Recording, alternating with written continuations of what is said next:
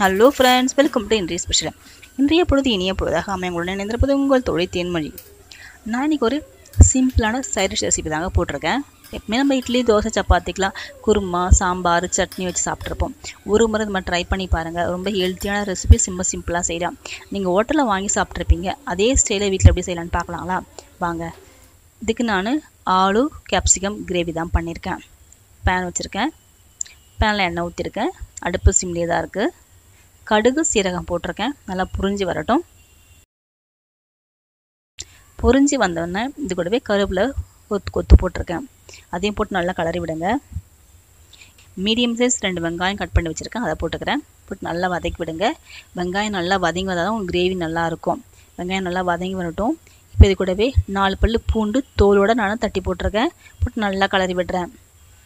நல்லா கலரி விட்ட பிறகு பார்த்திங்கன்னா உங்களுக்கு வெங்காயம் நல்லா வதங்க ஆரம்பிக்குது.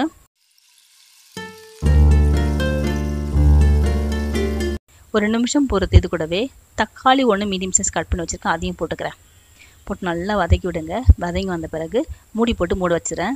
மூடி வச்சிங்கன்னா உங்களுக்கு அதில் விட்டுற தண்ணியே உங்களுக்கு சீக்கிரம் வெங்காயம் தக்காளி வெந்து வந்துடும் நல்லாவே. ஒரு 3 மினிட்ஸ் பொறுத்து பாருங்கள். தக்காளி நல்லா மேஷ் ஆகி வந்திருக்கும். இங்கே பாருங்கள், இந்த மாதிரி ஆயிருக்கு. மேஷ் ஆகி நல்லாவே நல்லா கரண்டி வச்சு நல்லா மேஷ் பண்ணி விடுங்க. அப்போ தான் உங்களுக்கு கிரேவி நல்லா டேஸ்ட்டாக இருக்கும்.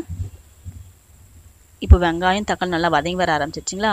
இப்போ இது கூடவே நம்ம கட் பண்ணி வச்சுருக்க குடமிளகா ஒன்று போட்டுக்கிறேன்.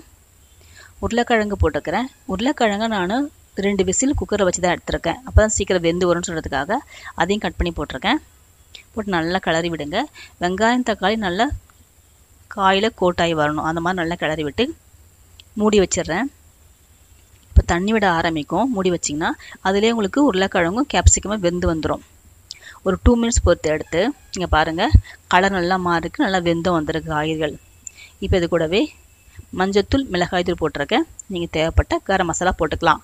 போட்டு நல்லா கிளறி விடுங்க. கிளறி விட்டு திரும்பி மூடி வச்சுட்டுங்க. ஒரு 2 மினிட்ஸ் இருக்கட்டும். 2 நிமிஷம் பொறுத்து பாருங்கள், உங்களுக்கு காய்கறி நல்லாவே உங்களுக்கு மசாலா கோட்டாயிருக்கும். இந்த மாதிரி கோட்டான பிறகு நான் இது வரைக்கும் உப்பு போடலை, இப்போ தான் போட போகிறேன். உப்பு போட்டு நல்லா கிளறி விடுங்க. நல்லா கிளறி விட்டு மூடி வச்சிடலாம். ஒரு 3 மினிட்ஸ் அடுப்புலேயே இருக்கட்டும். காய்கறிகள் ஆல்ரெடி வெந்து வர ஆரம்பிக்குது. மசாலாவோட பச்சை வாசனை போகிற வரைக்கும் இருக்கட்டும். நல்லா கலரி விட்டுனே இருங்க. இப்போ பாருங்கள், நல்லா எண்ணெய்லாம் பிரிஞ்சு கிரேவி நல்லா பார்த்துக்கு வந்துடுச்சு. உங்களுக்கு செமி கிரேவியாக வேணும் அப்படின்னா கொஞ்சம் தண்ணி ஊற்றி நல்லா வேக வச்சு எடுத்துக்கலாம். இல்லை உங்களுக்கு ட்ரையாக இருக்கணும்னா நீங்கள் அப்படியோட இறக்கி சாப்பிட்டுக்கலாங்க. இது சப்பாத்திக்கு, இட்லி, தோசை, பூரி எல்லாத்துக்கும் ரொம்ப ஆப்டாக இருக்கும். சிம்பிளான சைடிஷ் ரெசிபி தான். நீங்கள் ட்ரை பண்ணி பாருங்கள். இது உங்களுக்கு பிடிச்சதா லைக் பண்ணுங்கள், ஷேர் பண்ணுங்கள், சப்ஸ்கிரைப் பண்ணுங்கள். மறக்காம பக்கத்தில் இருக்க வேலையை ப்ரெஸ் பண்ணுங்கள். உங்கள் ஃபேமிலிக்கும் ஃப்ரெண்ட்ஸுக்கு ஷேர் பண்ணுங்கள். தேங்க்யூ.